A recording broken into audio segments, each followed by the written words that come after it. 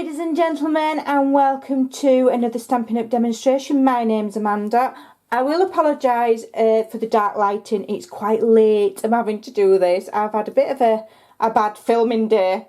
It's bonfire night in the UK, which if anybody's not from the UK, is a time when everybody sets off fireworks. So my dogs have been going bananas. So I'm filming really a lot later than I should be, so I am sorry. I'm coming to show you this little notebook holder. It's a Christmas one, but you can do these at any time of the year and use any kind of paper and any colour scheme. This idea was taken from a team meet in the UK, and this was one of the swaps that I received from a lady called Janet East. Now, I could not find a full tutorial on this. It may well be out there. I searched and I couldn't find it. So I asked Janet's permission to do it, because she doesn't have one. I don't think she does YouTube. And what I basically had to do was, don't tell Janet, but I took hers to pieces so that I could figure out how to do it. So I'm going to show you now, because it's really fun to do. That's if I get it right first time. And it's an origami style notebook. Okay, so it's paper folded. And it has two tuck spots, one there and one there, tuck spots here. And it also has pockets in the front and the back. Now the tuck spot will fit a small notebook or post-it notes. And then these tuck spots here, you can use what you want. I've just got a little piece of DSP with note paper. You could put calendars, more little mini post-it notes, anything you wanted. And then in these little pockets here, you've one there and one there. We have some little file cards, and again you could put note paper or calendars or journaling or anything in there, and there's one in each, so it's super cute, really nice, lovely idea for craft fairs. So I'm going to show you how it's made. Now I've done this video about 3 times today due to my dog's barking, so you'll have to, I do apologise, I have pre-done some of the scoring. So you start off with a piece of DSP. Let me just zoom out slightly out. It won't let me go any further. Piece of DSP, okay, and you cut it to 9 1/4 by 8 3/4, okay, and then you score it. I scored it here. You score it at, where is my bone folder? Oh, there it is. So you're scoring on the long side 1 inch, 4 1/4. 4 5/8 and 8 inches. Okay, you would then turn it onto the short side, and score at 2 6 1/8. Okay, then fold and burnish all of your lines. I would suggest practicing on a scrap piece first, because sometimes it can be a little bit complicated figuring out the right way to fold it. So what you do is, you've got these 2 smaller score lines, one slightly fatter than the other. Decide which way around you would like your paper to be. This one folds in, this one folds to the front, and then you tuck the corners, fold it against this score line here, and fold it back like so. So you've got that, and this is your front cover, and you've got this, okay? And then on the inside you'll have this, and that's what you've got so far. Then you lift up the bottom, I believe, and pull, no, we'll start at the top, pull down the top, lift up the bottom. Okay, so these are going to be your tuck spots. So then you have to tuck that here inside that, like so. Okay, and then this one just slots inside that one like that. And hey presto, there you go. Now what I do is, if I can find them, I did take Janet's lead and just added a small glue dot in there, just helps keep it together, and a small one right in the centre of that spine. I just tuck that in a bit further, it's sticking out a little bit. and one. Just really push it right in against there. Okay, there, like so. Then give it a really good burnish on them spine creases. And that is your booklet. I'm spinning a bit. Okay. To save time, I'm going to pinch my post-it notes and my little doodad from here. Okay. So all I've done is I've got a post-it notes and I've just layered it, some DSP on the top. And then with my, is it Classic Labels? I can never remember the name of this. I've just punched out some Emerald Envy and then some Whisper White, and I've stamped with Emerald Envy ink with this, which just says Just a Note, and this is from Flourishing Phrases.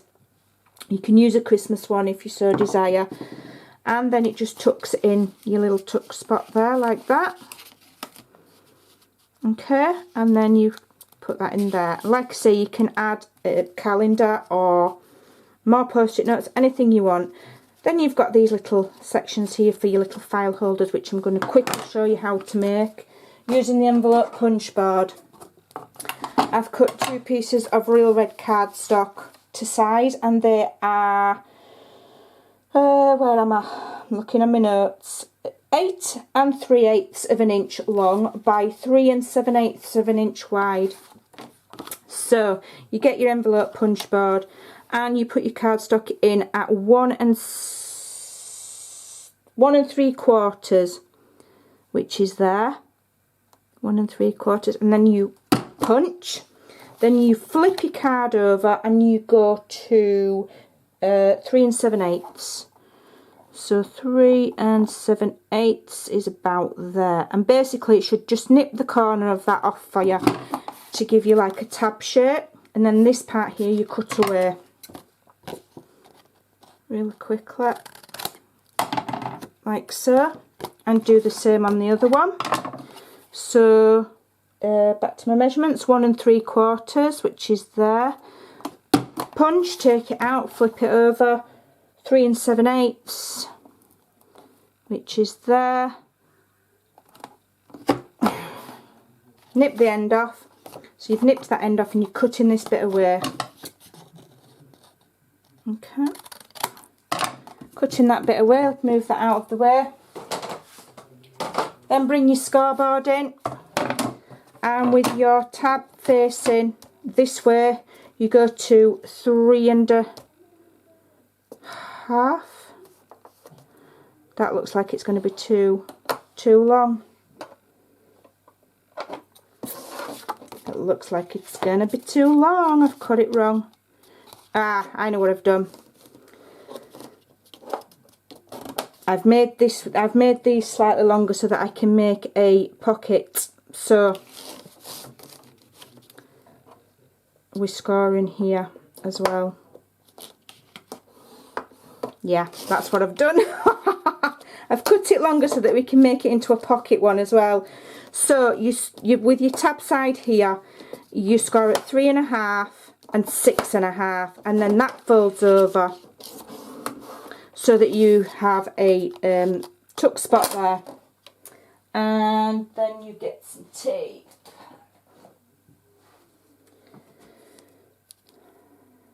Get some tape, put it, say there. Cut it off.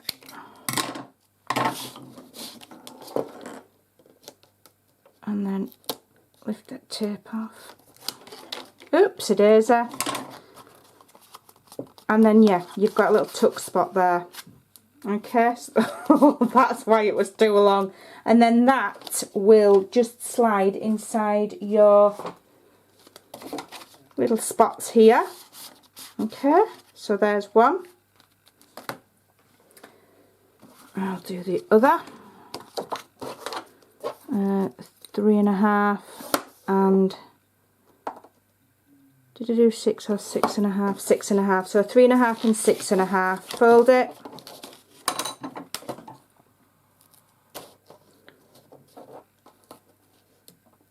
These are so cute. I mean, you can take this idea of doing the little file cards and use it on other projects. And, you know, it's not just, although I'm doing it in Christmas paper, you can do it with any DSP. You can give them as little gifts for birthdays, stocking fillers, anything. They're lovely, really, really cute. Then fold that over. And then that will just slide in there, like so. Okay. Let's take this away. Get rid of that. And then I'll just quickly stamp the sentiment. So I've got my label punch, whose name has escaped me. Real red cardstock. Shall I do it in emerald envy? Or real red? Ooh, I'll have emerald envy. Why not? So I'm just inking that up. I'll do it over here to make sure I've got room. Okay, like so. Punch that out.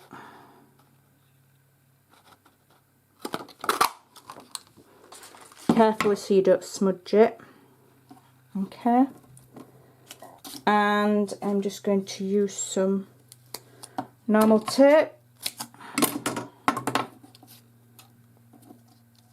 to attach that to the red.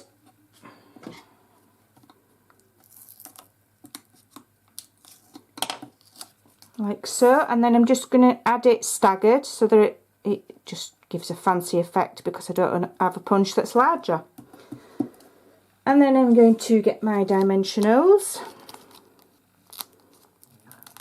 2 of those, attach them to the back, take them off.